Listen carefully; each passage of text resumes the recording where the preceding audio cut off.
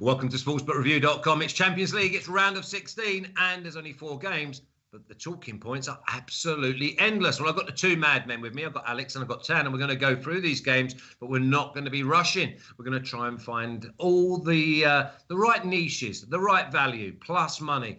First of all, if you like this video, then please subscribe, press the button, then ring the bell. Ring the bell means I'll notify you that there's a Europa League show tomorrow at 08:30 Eastern Time. And that's before we go through Serie A, La Liga, Bundesliga, and the Premier League. La Liga bombed in parlay, 3-team parlay, plus 425 over the weekend. Well done to the boys. It's about time because parlay has really been letting them down. Also, you press the link in the description. That'll take you over to Alex, Tan, Martin, articles, and every single sport that we cover on SBR is also accompanied by an article, whether that be parlay or just more meat on the bone. Lads, let's kick straight on here because the first game we're going to look at, Alex, is like, I'm not going to go into the prices straight away. You've got Barcelona and PSG. So obviously that's like a Messi, no Neymar. It's like a Messi, no Neymar. It's like an improved Barcelona squad, 12 matches in La Liga, 10 wins and 2 draws. They are better, in my opinion, right now. No Neymar also, but no Di Maria, no Bernat. So I think that there are some important injuries in that PSG team. Also Barcelona will be without Ansu Fati, Piqué, Sergi Roberto, Coutinho, Braithwaite, Araujo. So a list of important injuries also there. But if we think that we will not see goals in this one, I think that we are crazy. I think that we are all over the goals market in this one, to be honest, because both teams. Okay, let's talk a little bit about Barcelona. They struggle to keep clean sheets lately, which we cannot say the same about PSG in their domestic league. But again, we are talking about teams like okay. Let's say that it's very important, the 2-0 win against Marseille. But we know that Marseille are struggling badly this season. After an important start to their season, they started to lose points, and look where they are now. But teams like Caen in the Coupe de France or Nîmes saying that you kept clean sheets against them, I think that is too much. So I think that both Barcelona and PSG have the weapons to find the back of the net, and we will see at least 3 goals in this game. Tam, what are the 4 games? Which one stands out for you, and which one are you likely to find the value in? Yes, buongiorno to everybody. Buongiorno, Tancredi. Finally, this big one is back. Finally, listen, we have, it's a very crunchy start, although possibly the best will come in the second week. But definitely, if we have another look on this 4, obviously everything is up on Barcelona, Paris Saint-Germain, which only 2 weeks ago was supposed to go only one way. Now things are reshuffling. Barcelona gaining back a bit of confidence. Paris Saint-Germain that lost Neymar. But even if we look at the others, we have, now we will go in deep, but we see a Juventus that maybe is confident, but too much against Porto, that can be groggy, but are always hard to overcome. Sevilla in a fantastic shape compared to Dortmund. Leipzig, Liverpool, all the uncertainties for Liverpool lately, but Barcelona, Paris Saint-Germain, with all the late history, all the antics, all the things happening the last 2 weeks, has been also a war between Barcelona and Paris newspapers. Messi with Paris Saint-Germain shirt on French papers, while back in the past years it was Neymar with Barcelona shirt on Catalonian sports paper. I don't want to say it's all about them, but obviously even if Barcelona are far from being a favorite lately, but look how Messi is back with his form. Will be enough. We know that in Champions League is different. It's never one-man competition. And especially, all in all, this Paris Saint-Germain, compared to the one that qualified in December, has replaced their manager, the manager that reached the final and that overcome Leipzig and Manchester United is no more there, but is there Pochettino. Is a different kind of handling. The confidence look like for Barcelona would be better at the moment. But we know that when Barcelona are faced with proper defending, with a proper tactical plan, they are always struggling. I suspect it's not a coincidence that Messi has upgraded this much in these weeks. Because as for him or Cristiano Ronaldo, when these weeks come, it's what it counts the most for them, and especially Barcelona that was already conceding practically La Liga already at the beginning of December. Very hard it will be, but we know that for Barcelona it's almost impossible to keep the door shut against any opponents. In fact, I wanted to go for both teams to score, but it's so low that it's untouchable, I would say. Yesterday night it was when I sent you my tips that you didn't see until 15 minutes ago. It was at 1.45. So untouchable, I would say. So where would make more sense to go, in my opinion, considering it's about goals? This one is about goals. Well, if you look the way, Paris Saint-Germain are there fighting for Ligue 1. You always have this sense that when they will want to shift gear and to accelerate, they will just go on and win. But it's still not happening yet. And they too are conceding too much for what is their standard. If you look in the way they both play, always is the goals are coming in the second half. And mind, this is a game of 180 minutes. A game where if Ronald Koeman will be smart, he will understand that he will have to deal with the limits of Barcelona. And I think that this will modify at the beginning the approach he will have into the game. So I see goals coming more in the second half. Also because anyway, Paris Saint-Germain, they know that they need to score one. They can get out of Camp Nou without a single goal. Maybe they can lose to one, but they can get out of Camp Nou without one goal. And that's the big thing, Tam, because everyone has got to realise that over the two legs, you've got to break the game down into four quarters. Now, we've been around long enough to know that first 45 minutes is going to be very tight, very cagey. Now, I think at least two of these games will be draws at half time. This isn't one of them, though, Alex. And let me just run through because I didn't even do the prices. It's Barcelona plus 110, but now it's around plus 100. Draw plus 290 and PSG at plus 240. Where have you found the value, Alex? Let's not forget that this is a two-leg race. Yeah, exactly. So as you specified, the draws at halftime.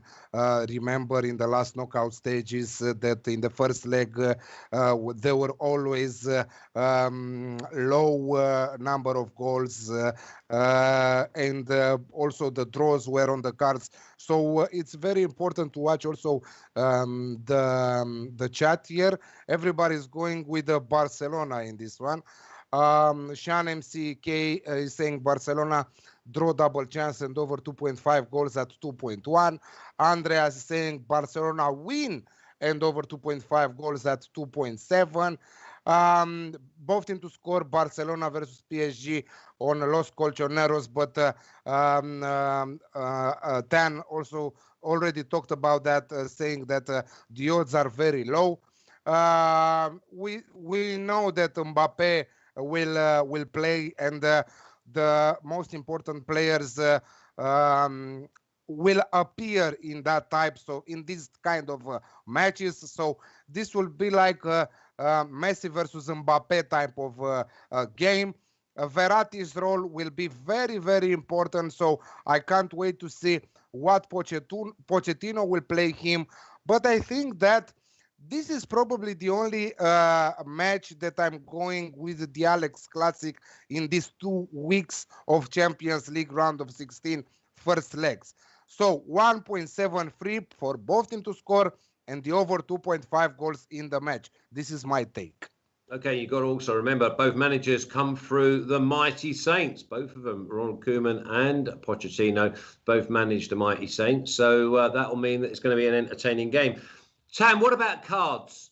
I mean, I think Barcelona win this game, but I also think it could be a little bit tetchy, a little bit fiery, because it's going to be so competitive first half. True. It depends what is the under and over cards. But well, someone in the chat should be able to tell us. I mean, they're always all over the cards. Find out what the line is, please, chat, of the cards. And while you're there, stick the thumbs up, will you? Press that button, turn it blue, even though Harry says it's black. There's 87 of you watching. 25 of you have already done it. And one down. We don't mind the down either. If you're not happy, press the down. Tan, sorry, mate. No problem. Cards is at 4.5. So we're looking at 5 cards. The line is for 5 cards. Look, I think it will be extremely careful this start of the game, this start of the tie. They also have in mind what happened in the past, because more or less the squad are the same. The starting 11 are very similar to the ones that were in the epic 4-1 and 6-1, 4-0 and 6-1 tie. So they know also the mistake they did. And they know they have a lot to lose. They have really a lot. It's basically the only target that is left for Barcelona. And it is the only target that counts for Paris Saint-Germain. So more than cards or more than the final outcome, what I would touch, as I'm not even sure about the over 2.5 goals, what I would touch is the over 1.5 goals in the second half. Because anyway, it's something that is consistent with their path. Barcelona and Paris Saint-Germain always concede more in the second half. I mean, it happens often to many teams, but particularly with them, Barcelona and Paris Saint-Germain, they always concede much more in the second half. And I think they will be particularly careful and precautious and fearful for the other. It's so leveled for this moment of shaky confidence for them both that conceding 1 goal that can already address the tie. So over 1.5 goals in the second half. Okay, I've gone Barcelona to win their home game, Alex. Yeah. Well, let's break it down, because obviously we don't get this opportunity, and I love doing this. Okay, let's see the pattern of play. Okay, Paris Saint-Germain are going to have to set up with a situation of we're going to have to hit them on the break, try and get a goal, but early on they're going to be penned in. They will be penned in. So you think Barcelona are going to be on the front foot. Now, if Barcelona get up, then PSG are going to have to come out, and without the likes of Neymar, Mbappe tends to wander wide. I think that they're going to have their way with them. And the big thing for PSG is they've got to make sure that they go into that second leg in Paris not out of the two-legged tie.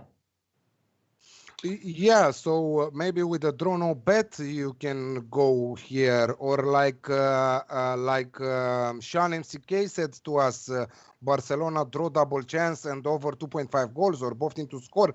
But I'm telling you, there are three players that I'm looking at cards. One is Jordi Alba for Barcelona. Verratti. And this is the thing, Marco Verratti at 2.4, and Wow. Leandro Paredes at 2.2. So and Jordi Alba obviously is at 3.2 for Barcelona.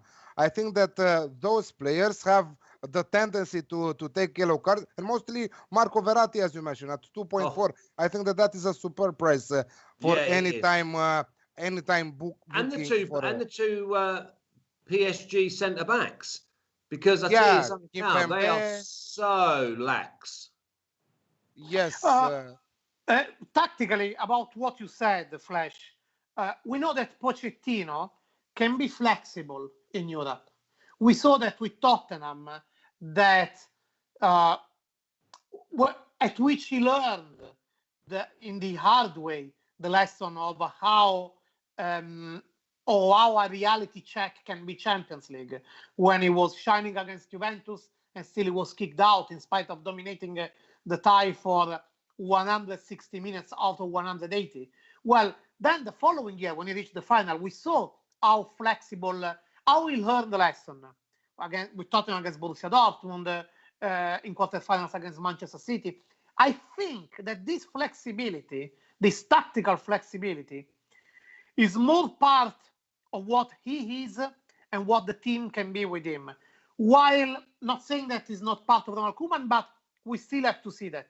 We still have to see that Barcelona is so much, it seems too easy to say it, by so much depending on how much Messi is letting going fluid their build-up, their way to play. But it's still so exposable.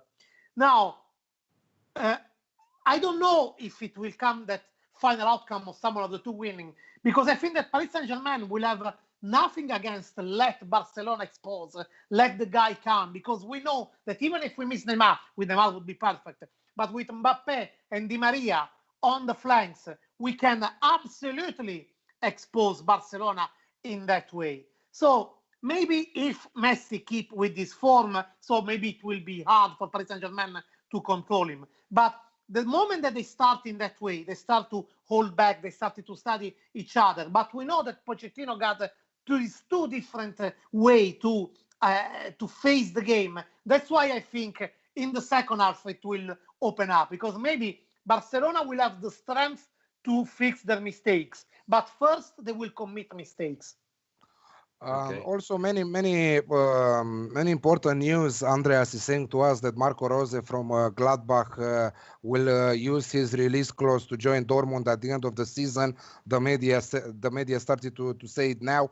Also, before the show, like 1 minute and a half, Flash was saying to us that Luis Suarez from Atletico Madrid will be out for 2-3 weeks, which will put him 2-3 months. Sorry. Which will put I have him to in say danger that for Spanish papers still don't report anything. But you said that La Liga lowdown is very trustful for at least for us, because we know how they are working, and they're our partners. we trust.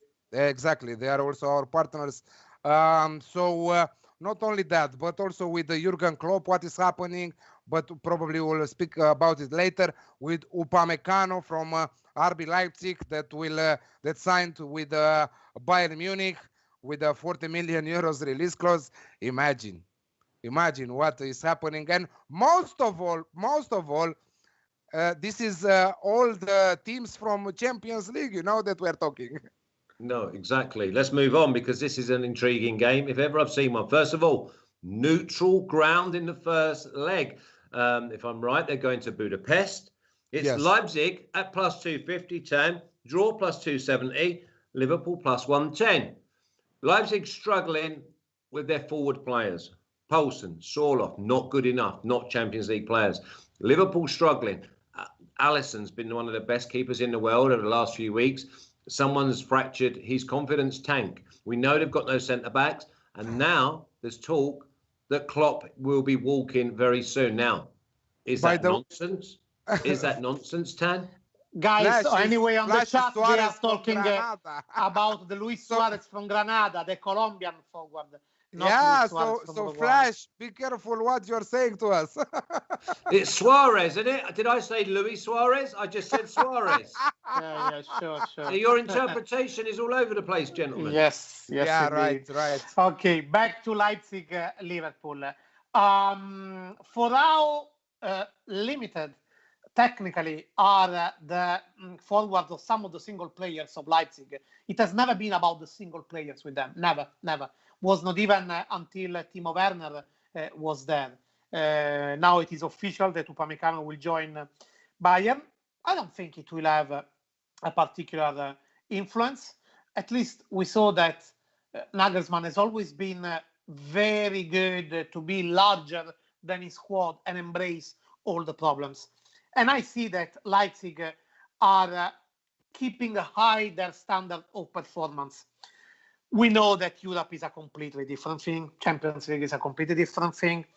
If we look at what happened in fall, in autumn, Leipzig performed in the way they had, and we know that they don't feel like the emotion to play in Europe, and this affecting their performance. And they are obviously facing Liverpool, I would say, in the most difficult moment of Klopp's spell at Liverpool. Because even when he was performing worse at the very beginning, the expectation and the level of the squad wasn't so good and wasn't so high.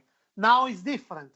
Never, Alisson possibly facing his first ever moment in his career of uncertainty. But all in all, with Liverpool, I think it is down to having underestimated what the absences in defense for them would count. It is obvious that without Van Dijk would have been totally at all the same thing. And if you add Matip, Gomez, bam, you are just emptying the whole back room without filling with anybody. You have to give time anyway to fit with the way that Klopp is playing, to his teaching. Now, Klopp is not stupid, and he understands that the danger here is huge, because he got one team that, even if it's not even close to the level of quality that Liverpool can express, but one team that is playing with their mind always in the same way since 2 years, and is always performing, is not having... Leipzig is not knowing a moment of crisis. He's always keeping a smooth performance, a smooth standard. So he understands how much careful he must be. And he understands how much those wounding are burning in the back for Liverpool. He will try, in my opinion, to protect a bit more than he usually would expect, hoping that the freshness, the youth of Leipzig would attract them to attack Liverpool more than they should have done, and possibly to expose them. So for once, I believe that Klopp will be a little bit more pragmatical.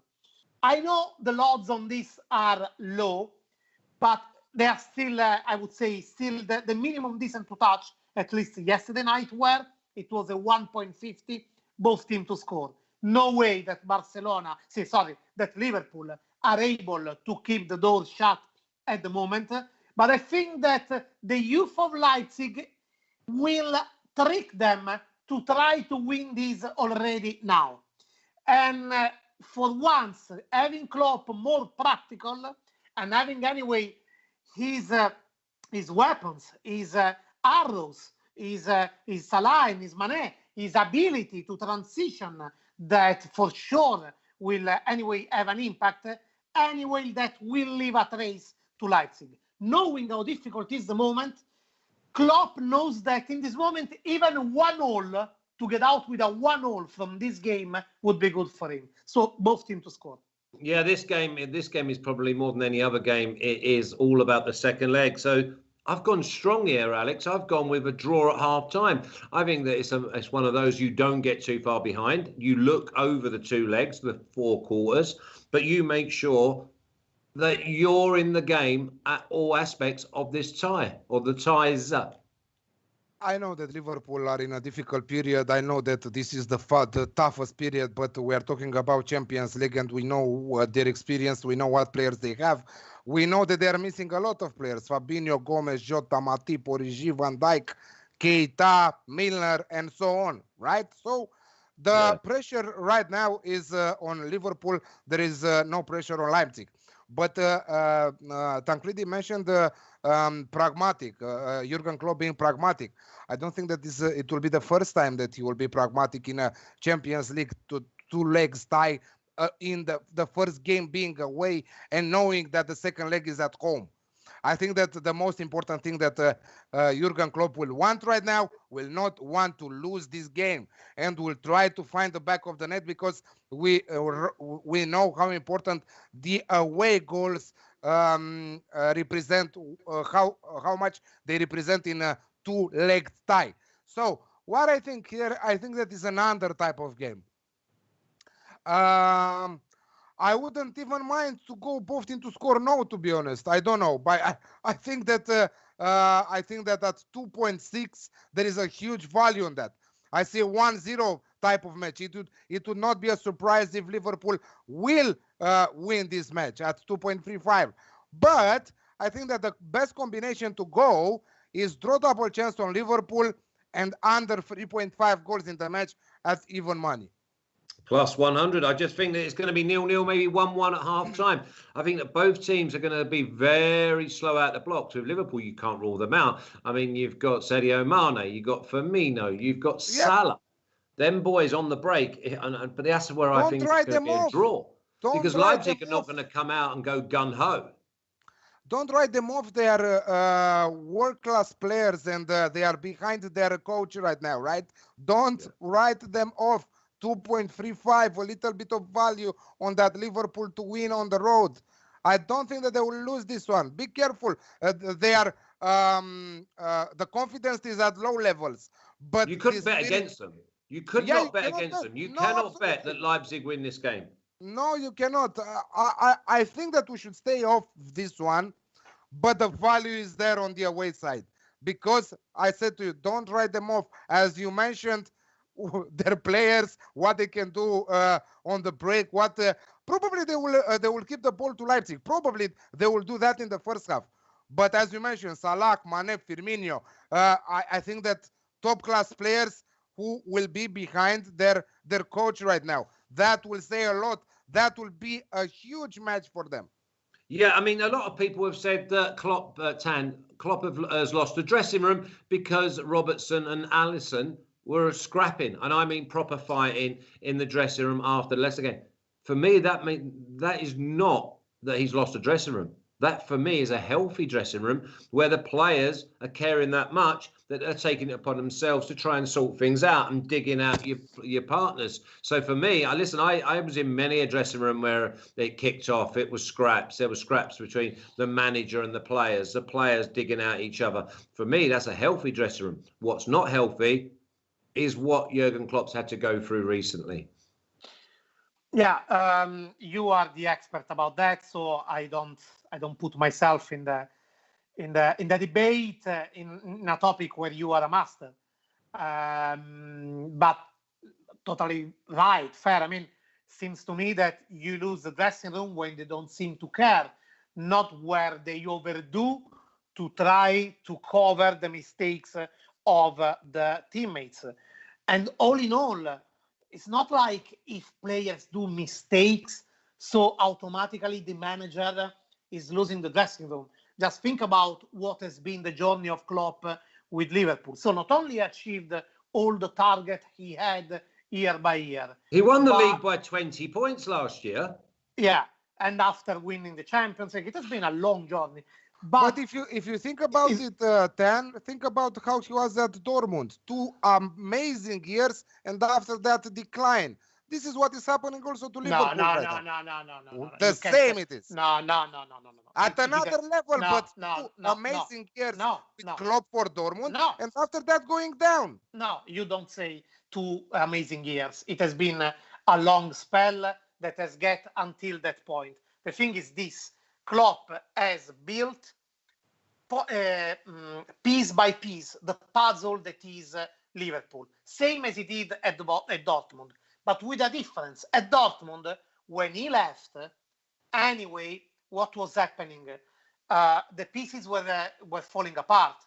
Götze was leaving, Hummels was leaving, Lewandowski was leaving. It was a completely different thing, in my opinion. Here, nobody's leaving and nobody wants to left.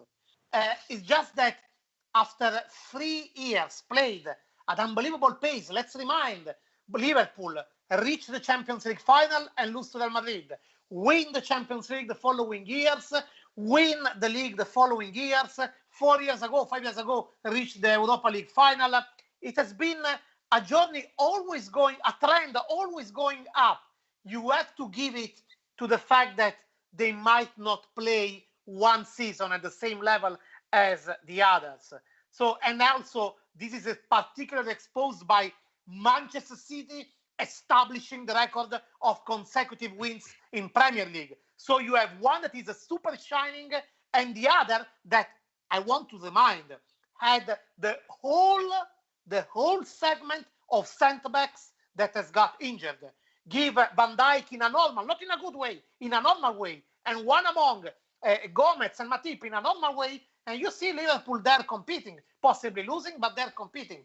I think just it's a moment, it's a trend, and it's not synonymous of Klopp wants to go, the players wants to go. They are not. No, absolutely. 100%. Hey, listen.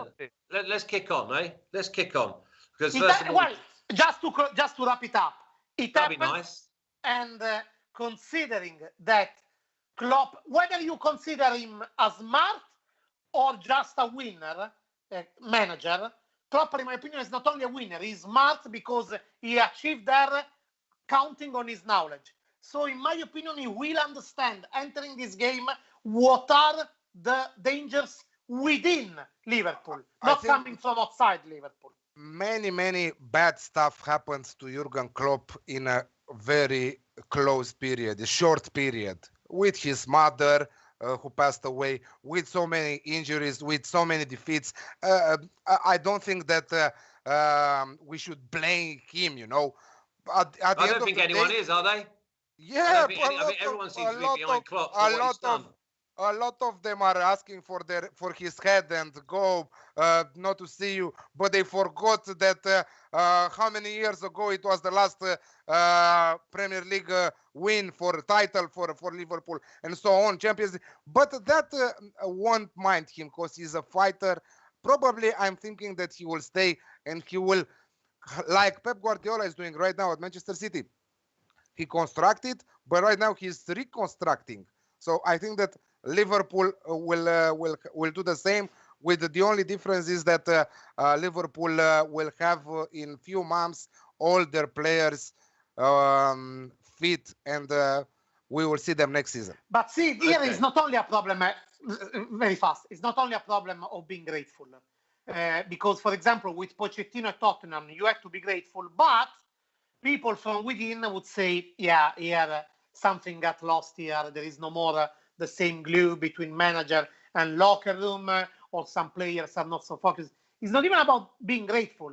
It's just that many things happen in too short time, in a very precise way to Liverpool, and it happens. You just have to let it go. There are moments in which you went so good for so many seasons that you have to bounce back and you have to give it. It just happened. It just happened. Porto Juve is the next game. Porto plus 320, draw plus 240, Juve plus 100. I think this is the tightest of the four games we're going to see this week in the first half. And again, I've gone half-time draw at plus 100. I think this is very low scoring. I think this is definitely under 2.5 goals. If Juve get in front, then they could well just shut up shop. But Porto, they're no one's mugs. Tan. Yeah, totally signing off what you said. I go with under 2.5 goals. 4 years ago, I was at the last tie we had each other. It was a different world when we were allowed to travel. It was around the 16. The managers were different, but the attitude was completely the same. There was Allegri, and now there is Pirlo, but the attitude, a speculative attitude, is still there. Porto haven't changed that much in playing, even if they changed two managers in between the journey with Sergio Conceição. They won last year. They won the league last year. This season, they are -8. They fell -8 behind Sporting that finally, after 21 years, seem good to win the title, unfortunately for them, without crowd. But Porto are not even in any way close to the way Juventus could play and to the force Juventus can deploy. But even in the group stage, always very tactical, pretty defensive, pretty alerted. And I think they will remember that game of 4 years ago against Juventus, that, by the way, was opened up, I remember, in the last 20 minutes only by a sub, Marco Piazza, that came in, and then Juventus scored 2 in the last 15 minutes, Piazza and Dani Alves. I think it will be very, very tight this time around. Juventus just suffered a short-term injury that will affect anyway their first leg. Alex doesn't want to hear about the injury, and it's the one of Cuadrado. And Cuadrado has been so key for them to have a more a build-up that is more effective, and also to help defensively, just to connect the different lines of the team. So no Cuadrado, Juventus struggling anyway to overcome teams when it's up to them to build up. That's the main problem. Whenever Juventus is left with the ball and they have to win the game, only counting to their build-up without counter-attack, huge problems always for Juventus. And I think it will happen again. It happened also against Napoli. Possibly, so you're going under 2.5 goals? Under 2.5 goals. Possibly Cristiano Ronaldo could find the goal, because whenever he's back in Portugal, he's always feeling the fatherland and performing. But under 2.5 goals. So if you feel very risky, you could go maybe with 0-1, Cristiano Ronaldo to score. Yeah, I'm liking that, Alex, as it goes. Draw half-time, I've already pressed the button at plus 100. But I tell you what, draw half-time, Juve full-time at plus 500. That definitely gets my ears up. You're muted, Alex.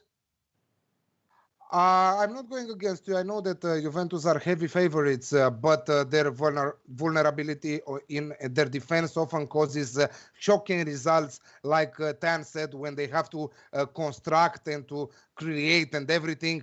They many times fall, and mostly this season, right? This is happening a lot this season. And I don't think that this will be a walk in the park for Juventus. Not at all. I think that this game is harder than everyone is expecting. Yes, Porto are not at the level of Juventus, but I think that Porto will find the back of the net against Juventus. And I'm going both teams to score at almost even money here, because with that Cristiano Ronaldo anytime goal scorer, I think that is possible. Because like Tan said, every time he's going in Portugal, he's scoring because he wants to show a little bit who is the Portuguese star and leader and whatever you want to say. But I think that Porto, despite having a bad season in their domestic league, made some good matches in the group stages of the Champions League. And I think that this will be a second leg winner for Juventus. Even a draw double chance on Porto at 1.9 represents a good value in my opinion. But I'm just going with the both teams to score at almost even money. I tell you what, I do like that draw half-time. Juve full-time. I can see Juve getting a 1-0 victory here. Porto, the thing is with Juve, they're going to have to play energy. They're going to have to play energy to make sure that they nullify and don't give Porto any head of steam. And that'd be typical Juve to even maybe come away with a 2-0. But 0-0 at half-time is the way that I would go. Now, let's move on, because there's firm belief that Sevilla at plus 150, Alex, draw plus 240, and Dortmund at plus 200, that Sevilla are far too strong for these. Sevilla are far too strong, and this is my banker of the week. Sevilla with draw no bet at 1.7, so in case of a draw, you take your money back. I don't think that they will lose this one. I think that they will rather win than lose this one. Yes, it's true that Navas is missing, Acuna is missing, two top defenders, but let's not forget that even without them, they are able to win games, and most important, keep clean sheets. Ocampos, yes, it's true that Ocampos is a very important miss for Sevilla, but let's not forget that they won against Barcelona without Ocampos, and also beat Huesca without Ocampos. They managed to rest some of their key players last weekend. I think that El Nesiri was on the bench. I think that Jules Koundé was on the bench. Many of them were arrested, and they were still able to win. On the other side, we have Dortmund. They were pretty damn lucky to draw with Hoffenheim 2-2 there. But again, this is just because Erling Haaland is there, because without Haaland, they would be bottom half of Bundesliga right now. They lost to Freiburg. They lost to Gladbach. They were about to lose on the cup with Paderborn. Huge ups and downs, for too many ups and downs for Dortmund there. Let's not forget that Sevilla are coming after 9 wins in a row, but most important, 7 clean sheets in a row. Clean sheets. Bono, great goalkeeping, rock solid defense, brilliant organization at the back. El Nesiri right now, master of goals, scoring goals for fun. So I really cannot go against Sevilla right now. Sevilla will draw no bet at 1.7 for me. Okay, when you say scoring goals for fun, I always imagine the guy that are actually scoring goals for work and so I don't want to score goals anymore. I want to go for some fun. But this is for fun. Okay, go on, Tancredi. No, not Tancredi. Not Tancredi, not yet. What's because Hard G is saying, betting analysis, why draw half-time Porto Juve? I'll be really, really quick. You know what Juve are like over the years. They don't steam into games because they know that it's over 4 quarters and 2 legs. They know that they can't give the home side any encouragement whatsoever. Porto not pulling up any trees. It looks like a dead rubber for the first half where they just feel, listen, it could be a 1-1. It could be. But I'm just saying that the value, plus money on the draw at half-time of 4 quarters is definitely the way that I would want to go. Do you give Dortmund any chance in Sevilla, Tan? When I saw that it was at plus 150 Sevilla to win, I said, wow. Yeah, that's changed now. Changed. At how much? At how much now? I think I got plus 140 on Friday night. I think it's probably around 130 now. And if you remember last week, we talked about Sevilla to qualify at 2.5. Oh yeah, I took the full right now they're at 2.05. Let's mention that. Yeah. That's why they watch the futures show. We specified no, but we said that the price will go down. Take it at that price. Yeah. So it strengthened even what I was saying. To me, it seemed overpriced, and overpriced only because it's round of 16 of Champions League, so after 2 months break, and basically when they are not involved, the top clubs, the odds are more leveled. But if we look at the level of performance, there is absolutely no comparison between Sevilla and Dortmund. We know that on single players, possibly Dortmund is more gifted, but not even that much. The fact that Sevilla signed now Papu Gomez gave a huge boost, I believe, in terms of goal scoring, in terms of chances to be created. But most of all, the confidence and the solidity with which Sevilla are playing, in spite of not being speculative. We saw Sevilla being so solid, as someone that own the ball, possess the ball, create with that, don't concede chance, and win the game. And I believe that Dortmund aren't smart enough to play the tricky game they should need to make Sevilla fall at home. And so will be a lot exposed by that.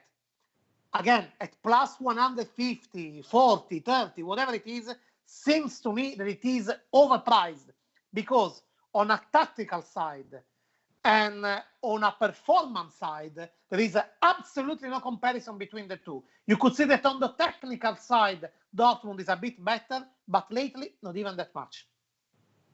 Okay. Well, let's move on and let's have a little look at the official picks, please, Freddie. Get them up. Let's have a little butchers. Now, remember, last week we did recommend that Sevilla, just to go through, was around plus 220. Sevilla also at plus 4,000, which is 40 to 1. Alex's picks, he's gone Barcelona, Alex Classic, minus 133. Porto, both teams to score, minus 105. And Sevilla, draw no bet at minus 135. And that's his banker. Tancredi, Leipzig, both teams to score, minus 190. Barcelona over 1.5 goals in the second half combined, that is. Or it doesn't have to be combined, but it's just over 1.5 goals in the second half at minus 135. Porto game under 2.5 goals, minus 145. And Sevilla at plus 140. Okay, I've gone with Barcelona plus 100, Sevilla plus 140, Porto draw half-time plus 100, and Leipzig draw half-time plus 125, and that is my banker. Okay, gentlemen. By the way, sorry, before we wrap up and go on, do you think that Dortmund will score?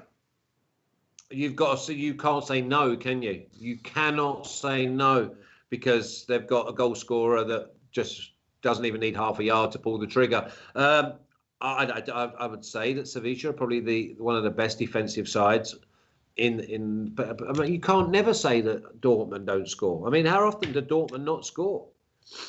So I mean, by the way, Bobby Hooper is asking whether if Papu Gomez can play in Champions League. Yes, the rule has changed since last season, so the players that have played with a different team or a different competition in the first part of the season can enter the list, the winter list, let's say. This is why this is very important, because he's a playmaker and he can take a little bit Ocampos' place in this round of fixtures, and he can offer more depth to this Sevilla squad that anyway is very good organized.